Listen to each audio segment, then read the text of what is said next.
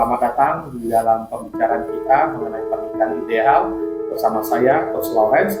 Pada hari ini, kesempatan ini saya ditemani oleh brother saya, Pak Christian. Ya. Halo Pak Christian. Halo Sobat Cinta semua. Apa kabar? Ya, puji Tuhan baik. Baik ya. Iya. Ya. Boleh cerita nih latar belakangnya Pak Christian. Oke, Sobat Cinta, nama saya Christian. Nah, saya udah berkeluarga, menikah dengan istri itu untuk tahun ini 22 tahun, ya. Dan saya sama Coach Lawrence ada di sebuah organisasi yang namanya Full Gospel Businessman International, dan saya di Full Gospel ini FGBMFI ada sebagai National Deputy Director Departemen Doa, Departemen Prayer. Ya, kira-kira itu perkenalan singkat kali, Bro. Ya. Oke. Ya. Jadi Christian ini sudah berdoa yang luar biasa gitu ya. Ya. Puji Tuhan. Ya. Oke, Sobat Cinta, pada kesempatan ini kita akan berbicara mengenai karir yang mapan dulu atau menikah dulu. Ya, tentunya ini adalah topik yang sangat menarik, di mana menjadi satu tantangan bagi setiap pria yang mau masuk ke dalam jenjang pernikahan. Ini jadi satu momok gitu ya. Mereka harus berpikir mau mencapai karir dulu yang mapan supaya matang dulu, atau masuk dulu, menikah dulu, baru nanti pikirin karir ya. Nah, pada kesempatan ini kita akan berbicara mengenai masalah tersebut. Oke, Bro Christian. Ya. Nah, ini ada pertanyaan nih untuk awal nih ya. Menurut Bro Christian sendiri nih, ketika masuk dalam pernikahan itu, ketika mau masuk nih ke dalam pernikahan itu, lebih mementingkan karir yang matang dulu, atau ya menikah dulu baru nanti pikirin karir? Gimana menurut Bro Chris? Ya, baik, Coach. Kita mesti satu persepsi dulu kali ya, Coach ya. Ya. Apa itu karir yang mapan? Apa itu karir yang matang? Kan kira-kira begitu ya. Menurut saya sih begini, kita balik dulu ke firman Tuhan. Ya, bahwa di Kejadian pasal yang kedua, Sobat Cinta, ya, itu ada sebuah peristiwa di mana Adam itu diciptakan oleh Tuhan Allah dan ditempatkan di sebuah taman yang namanya Taman Eden. Dan di sana tugas dari Adam itu apa? Tugas dari Adam itu adalah memelihara dan mengusahakan taman itu. Gitu. Dan setelah Adam melakukan itu semua dengan penuh tanggung jawab tentunya, maka ada sebuah hadiah yang disiapkan oleh Tuhan Allah kepada Adam, yaitu seorang Hawa. Nah, dari peristiwa ini kita bisa tahu bahwa seorang pria itu harus mempunyai sebuah tanggung jawab yang namanya pekerjaan. Gitu. Tentunya dengan pekerjaan itu dia bisa menghasilkan sesuatu, menghasilkan income buat dirinya sendiri. Gitu. Dan dikatakan lanjutan daripada ayat itu adalah dibilang begini, maka seorang laki-laki meninggalkan kedua orang tuanya, ayahnya dan ibunya, dan menjadi satu dengan istrinya. Itu. Dan terus dilanjutkan, apa yang jadi disatukan oleh Tuhan tidak dapat diceraikan oleh manusia. Ayatnya bilang begitu. Meninggalkan ayah dan ibu di sini menurut persepsi saya bukan kita harus bye-bye papa, mama dan segala macam, nggak kayak gitu, Bos. Tapi bagaimana dia sudah tidak menjadi tanggung jawab dari ayah dan ibu. Gitu. Baik secara keuangan, secara pendidikan, lu harus bagaimana menjadi orang, nasihat-nasihat itu sudah selesai. Gitu. Dia harus sudah menjadi pria dewasa yang sanggup mencukupi dirinya sendiri, dan kalau memang dia mau menikah, berarti harus bisa mencukupi juga pasangan dan keluarganya berikutnya. Kira-kira begitu, Coach. Iya. Jadi kalau dari pembicaraan dengan Coach, misalnya ketika seorang pria mau masuk dalam pernikahan, berarti dia harus punya karir dulu gitu ya. Betul. Baru nanti berbicara mengenai karir yang mapan. Iya, betul. Iya, jadi harus ada pekerjaan tetap, sudah bisa mencukupi diri sendiri, lalu dia punya tujuan-tujuan, impian-impian yang akan dicapai, gitu. Dan tentunya semuanya harus di planning lah ya, dengan baik ya. Supaya apa? Supaya nanti setelah dia menikah nggak jadi amburadul tuh, gitu, secara keuangan. Karena kan ini problem juga di keluarga ya, Coach ya, soal keuangan ini. Ya, kira-kira begitu, Coach, kalau menurut saya. Ya, jadi cukup menarik sekali bahwasanya ketika kita mau masuk ke dalam pernikahan itu nggak bisa asal ya, Bro. Betul. Jadi kita harus planning kan terlebih dahulu ya. Iya. Oke. Nah, kalau berbicara mengenai planning ini sangat menarik sekali nih. Kalau menurut Bro Christian sendiri nih, bagaimana bisa membuat planning tersebut? Apa Bro Christian pernah buat planning dulu sebelumnya dulu? Iya, jadi saya menikah tahun 2003 ya, Coach ya. Kita berpacaran itu 4 tahun kurang lebih. Sekarang 4 tahun. Iya, jadi saya dan istri itu dulu satu kampus. Ya, di Surabaya. Satu kampus di Surabaya, ketemu, dan pertama kali ketemu itu pertama kali masuk kampus itu ya, kita berteman, habis berteman jadi teman baik, habis jadi teman baik jadi sahabat, habis dari sahabat jadi pacar, ya, terus jadi istri.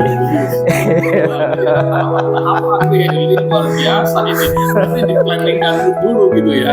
Jadi Iya. waktu pertama kali kenal itu udah kepikiran menjadikan dia sebagai pacar atau belum nih? Enggak, belum enggak, dong. berarti Iya. cuma mengalir. Mengalir, ya, Oke. ya, karena kita satu kampus, terus cukup sering ketemu gitu ya, terus habis itu satu geng lah istilahnya ya, satu teman main dengan teman-teman yang lain juga gitu, satu teman main, dan akhirnya kami deket gitu, nggak langsung jadi pacar juga, Bos. Oh, Jadi teman baik, lalu jadi sahabat, dan kemudian baru nextnya baru pacar gitu. oke. Pacaran pun setelah kami lulus kuliah.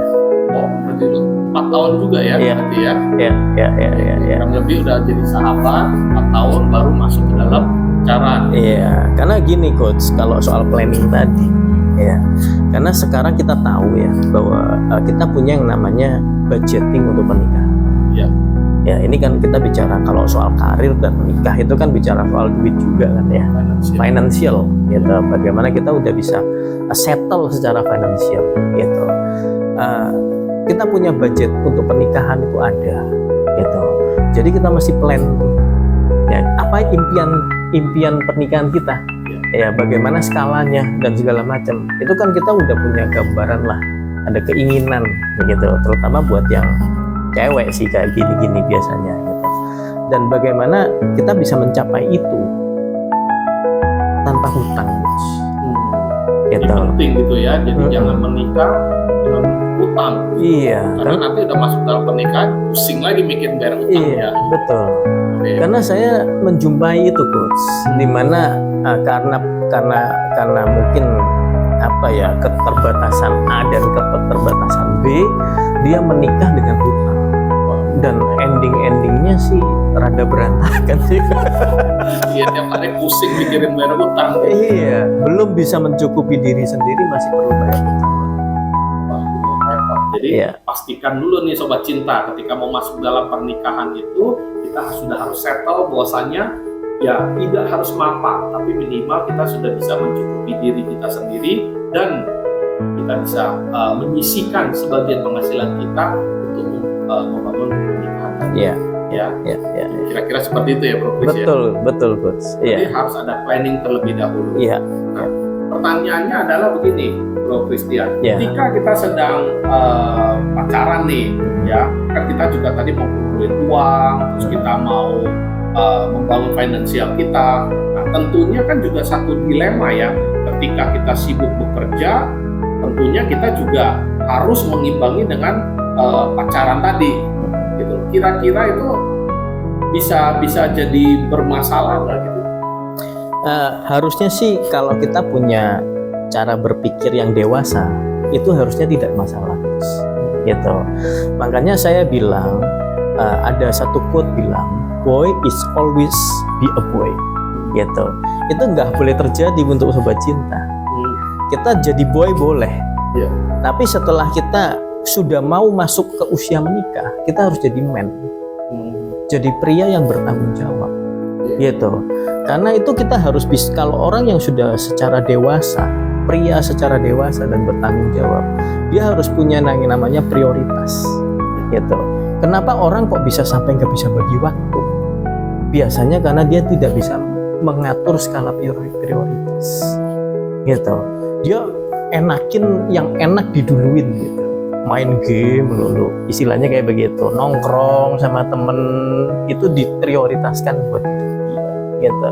Jadi kalau sudah menjadi dewasa, dia harus tahu mana prioritas yang utama, mana prioritas yang kedua, mana prioritas yang ketiga gitu. Ketika kita sudah bisa mengatur ini, sudah menjadi pria yang dewasa, maka yang namanya karir tetap jalan, yang namanya hubungan pacaran itu kan membangun komunikasi ya Coach. Iya kan, bukan cuman enak-enakan gandengan tangan ya dan lain-lain, nggak kayak begitu juga. Iya, ini kan bangun komunikasi kan, bagaimana saling mempererat komunikasi gitu, bisa saling mengenal ya. Ya kalau udah married kan katanya nggak bisa diretur gitu tuh. Oke, ini menarik sekali Sobat Cinta. Ketika kita berbicara mengenai antara karir dengan pernikahan, itu harusnya bisa berjalan beriringan. Ya. Ya, jadi bukan satu hal yang harus kita pisahkan antara membangun karir dengan membicarakan pernikahan. Tetapi ini adalah merupakan satu alur di mana ketika kita sedang membangun karir kita juga sudah harus mempersiapkan pernikahan kita. Ya.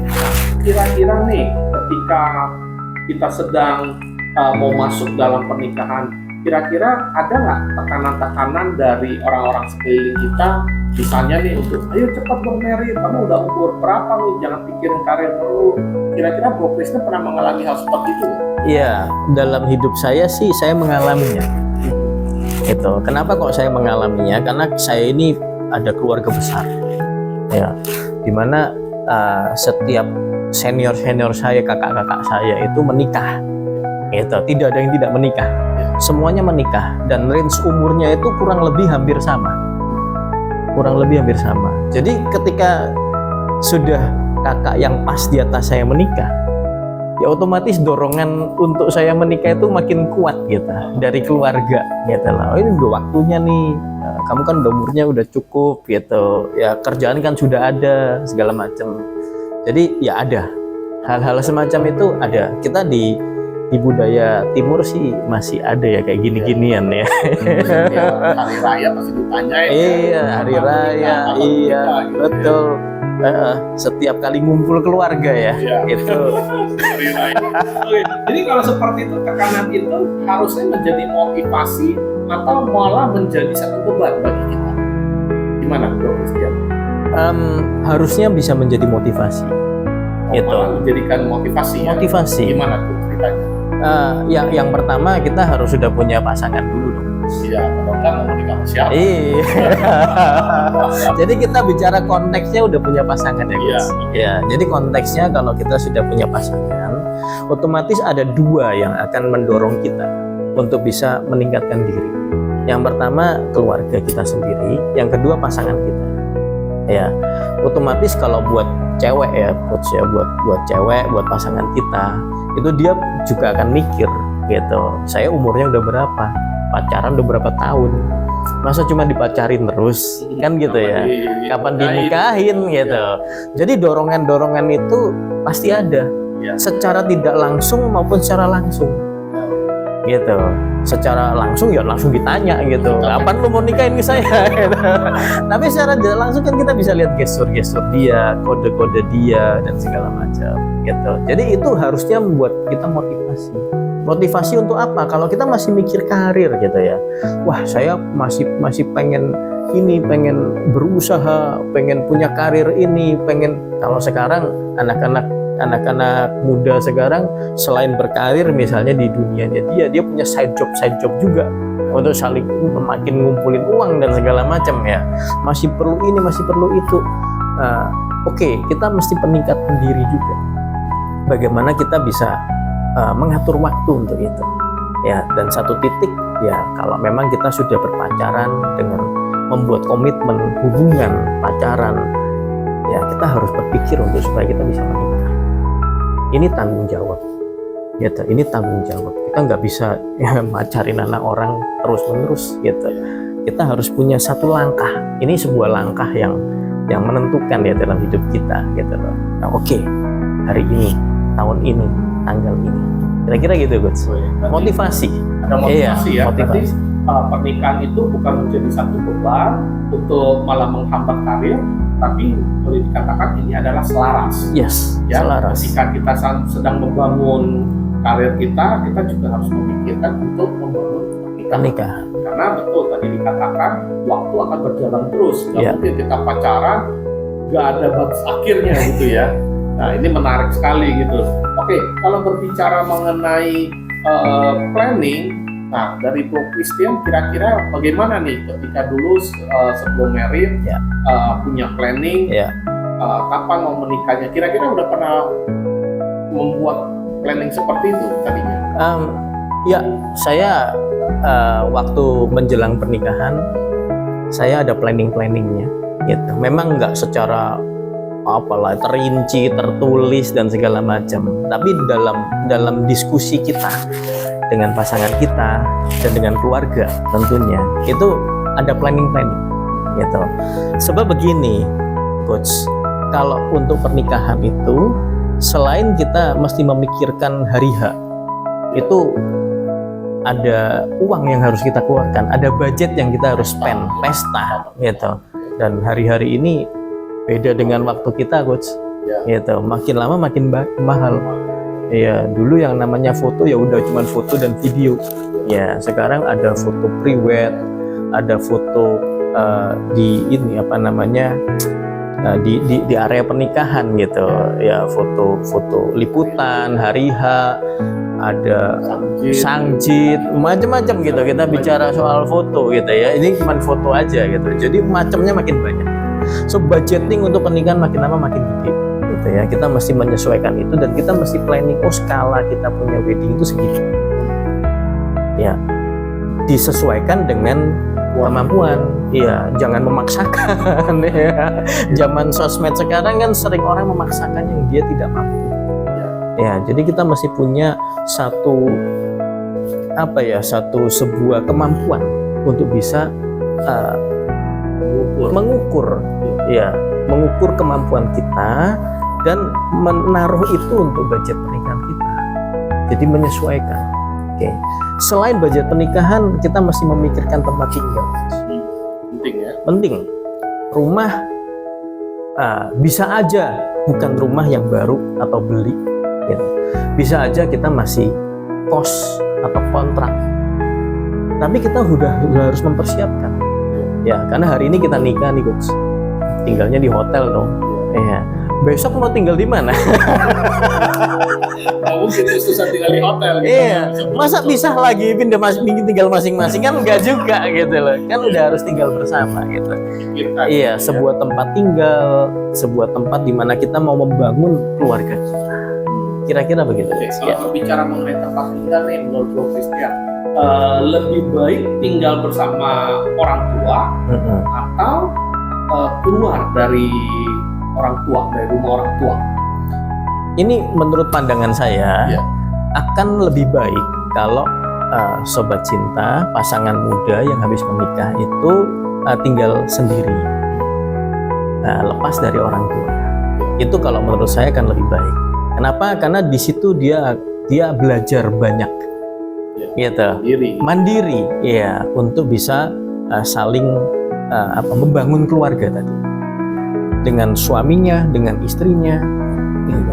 Karena semakin banyak intervensi pihak lain, menurut saya, itu akan semakin membuat persoalan dan masalah dalam keluarga makin.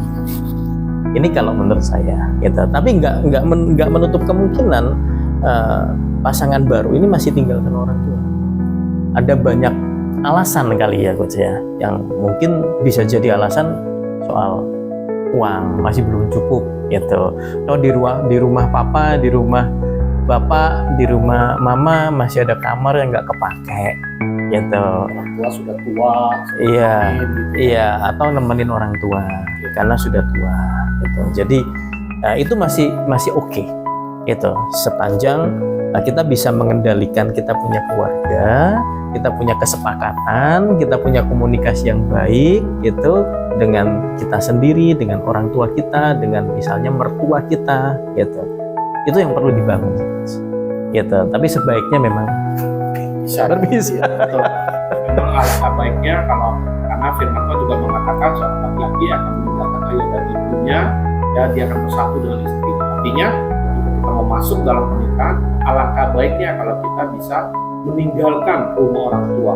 Karena kenapa? Karena ketika tinggal bareng mungkin pasangan kita mungkin masih biasa gitu, tapi bagi pasangan kita, mereka masuk ke dalam satu wilayah baru, satu keluarga yang baru, tentunya juga menjadi satu tekanan. Ya, ketika dia harus menyesuaikan diri dengan aturan-aturan, dengan budaya, dengan kebiasaan dan lain sebagainya. Ini tentunya akan menjadi satu beban tersendiri ya bagi pasangan kalau kita tinggal bersama dengan orang tua.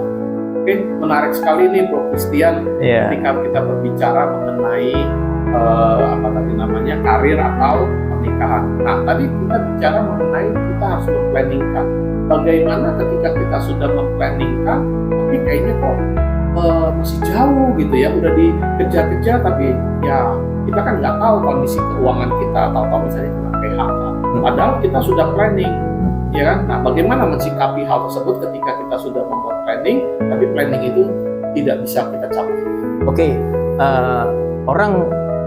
orang secara umum ya, baik dalam bisnis misalnya, dalam pekerjaan, dalam apapun lah, biasanya orang punya plan A, plan B, kan kira-kira begitu Coach ya. Jadi kalau ininya nggak bisa ya kita ke arah sini ya. Yang paling penting di sini adalah komunikasi, Coach. Gitu. Ya tentunya kita punya target dong. Ya si cowok misalnya, kita sebagai cowok, kita konteksnya udah punya pasangan ya. Kita merit umur segini, gitu. Kita merit berapa tahun lagi, setahun lagi, 2 tahun lagi, 3 tahun lagi, kita kan punya planning begitu. Ya, ini kan plan A. Ya, dengan perencanaan, oke, saya punya karir akan naik, gitu. Saya punya bisnis akan berkembang, gitu, dan lain-lain. Ini kan planning. Dan supaya planning itu tercapai, harus upgrade diri. Makanya tadi saya bilang itu motivasi. Ya, motivasi kita untuk mengupgrade diri, semakin ahli dalam bidang kita, dalam pekerjaan kita, dalam bisnis kita. Itu kan namanya upgrade. Nah, kira-kira kan begitu, Coach. Nah, tapi bener bahwa kadang-kadang planning nggak berjalan sesuai rencana. Ya, ada menurut saya sih ada plan B, gitu. Dimana kita komunikasi, oke, kita panggil, kita bicara sama pasangan kita, D atau yang atau apalah ya, gitu. Nah, ternyata seperti ini kondisinya, gitu. Kita akan pakai plan B. Kita undurin misalnya setahun lagi dengan planning yang berubah, gitu. Dulu skala pernikahan kita segini misalnya, kita kecilin, gitu. Dulu target tamu misalnya 500, gitu. Kecilin jadi 150 orang atau 100 orang. Intimate wedding, gitu. Otomatis biaya semakin lebih kecil. Tamasya, ya? Iya, resmi kata Masya, gitu. Karena esensi dari pernikahan kan bukan perayaannya, bukan pestanya. Esensinya adalah bagaimana kita membangun keluarga kita, gitu. Menjadi keluarga yang ya mempunyai tujuan-tujuan ilahi lah dalam hidup keluarga ini. Kira-kira gitu, Coach. Ya, jadi planning bisa berubah. Ya, tapi Tuhan bisa berkati kita, gitu. Ketika kita sudah menikah, Tuhan bisa berkati kita. Ya, waktu itu kita baru mulai akan memplanningkan lagi bagaimana kehidupan kita ke depan. Ya, kira-kira begitu, Coach. Walaupun kita sudah mempunyai planning, tapi jangan khawatir ya, ketika planning kita tidak tercapai, ya itu semua bisa di-adjust. Iya, bisa di-adjust, betul. Jadi kita tidak terpaku kepada apa yang sudah kita planningkan. Karena ketika kita sedang berusaha, mungkin kadang-kadang kita mengalami kegagalan dalam bisnis ataupun dalam perusahaan kita berkarir, kita kena PHK, apapun itu bentuknya, ketika tidak sesuai dengan planning, ya tentunya kita harus punya rencana-rencana selanjutnya. Iya. Ya, dan tentunya yang terpenting adalah dibicarakan. Iya, komunikasi. Iya. Ya, karena betul faktor perceraian itu komunikasi nomor 1, di mana 56% daripada pasangan yang bercerai itu ya karena tidak adanya komunikasi. Ya, oke. Bro Chris, kalau misalnya tadi kita sudah berbicara mengenai planning, ya, terus kemudian nih kira-kira nih apalagi yang harus dipersiapkan nih ketika kita mau masuk ke dalam satu pernikahan? Ya, seperti yang firman Tuhan tadi bilang ya, bahwa ketika kita sudah menjadi seorang pria dewasa, ya, mental kita harus menjadi pria yang dewasa. Pria yang dewasa tadi saya bilang bahwa dia mengerti soal prioritas, gitu. Dia mengerti soal tanggung jawab. gitu. Dia mengerti bagaimana dia menjadi imam, ya, membangun keluarga dengan atas dasar Tuhan, istilahnya begitu, ya. Jadi saya ini sekedar info aja coach ya. Jadi di gereja pun saya diminta juga untuk menjadi konsultan pranikah, gitu. Ketika kita berkonsultasi dengan pasangan-pasangan yang menikah, yang kurang 3 bulan lagi mau nikah nih, kurang 2 bulan lagi mau nikah gitu. Saya dan istri sebagai konsultan pernikahan mereka gitu. Biasanya pertemuan 2-3 kali lah kira-kira gitu, membahas banyak hal. Dan di situ kita selalu sisipkan yang sifatnya Tuhan sebagai dasar pernikahan kamu. Gitu. Bagaimana kamu bisa membangun kerohanian, terutama di seorang pria harus jadi imam. Kamu harus bisa berdoa, kamu harus mendoakan istrimu. Kan seringkali orang bilang mama, ibu sebagai tiang doa. Menurut saya mah yang menjadi imam harusnya yang berdoa. Kita sebagai suami, sebagai papa itu harus menjadi imam yang memberkati mereka. Gitu. Jadi secara kerohanian juga harus makin bertumbuh. Gitu. Secara skill, apalah soft skill, hard skill, semuanya apa yang di dunia pekerjaan kamu mesti upgrade gitu. Itu. Jadi jangan cuma jadi ABG terus. Kita mesti grow menjadi seorang pria yang bertanggung jawab. Iya, itu coach kira-kira. Belajar gitu terus ya. belajar. Ya, sama seperti kita di sini di Pernikahan Ideal, kita terus mempersiapkan materi-materi untuk membantu para pasangan yang sudah mau menikah ataupun yang sudah menikah. Ya, jadi panteng terus nih di pernikahan-ideal.com.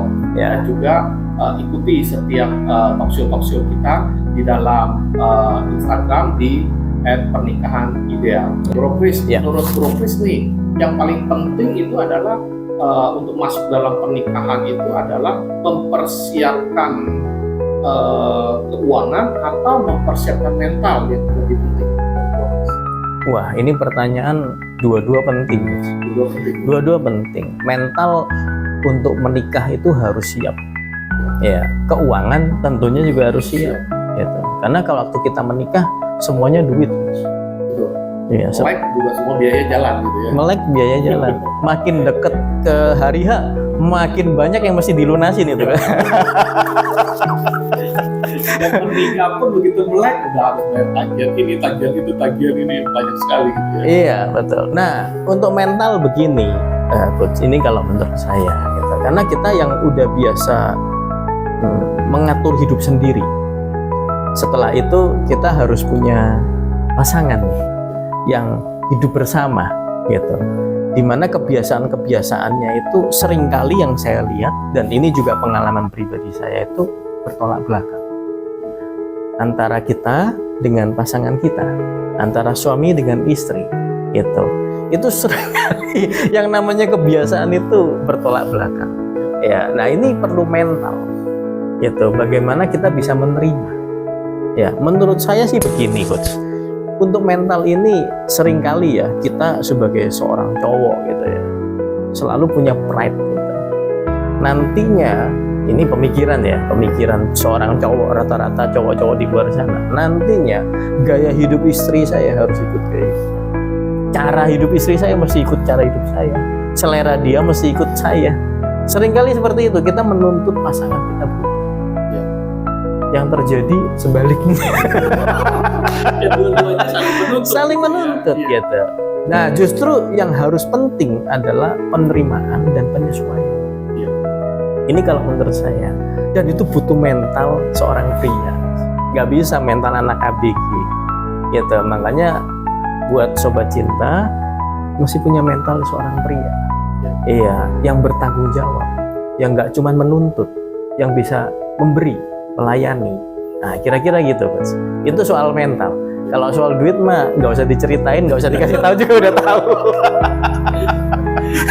Mental itu juga sangat penting ya sobat cinta ya. Ketika kita masuk ke dalam satu pernikahan, banyak sekali masalah-masalah yang terjadi dalam pernikahan. Pernikahan tidak hanya kita berpikir secara umum yang enak-enaknya aja. Yeah. Ketika kita bangun tidur ada yang masakin, ketika kita makan terus ada yang cuci piring, ketika kita mandi ada yang siapin pakaian kita, ketika kita pulang kerja jitin. Nah, seperti itu ternyata ya. Iya. Christian ya. Ya. Jadi ketika masuk dalam pernikahan itu banyak sekali yang harus kita persiapkan. Makanya ikuti ya pernikahan ideal. Oke, sampai di sini Sobat Cinta pembicaraan kita dengan topik karir dulu yang mapan atau pernikahan dulu. Ya, sampai jumpa di acara-acara berikutnya di mana kita akan membahas topik-topik yang lebih relevan yang tentunya pasti akan bermanfaat bagi Sobat Cinta semua. Sampai jumpa Sobat Cinta.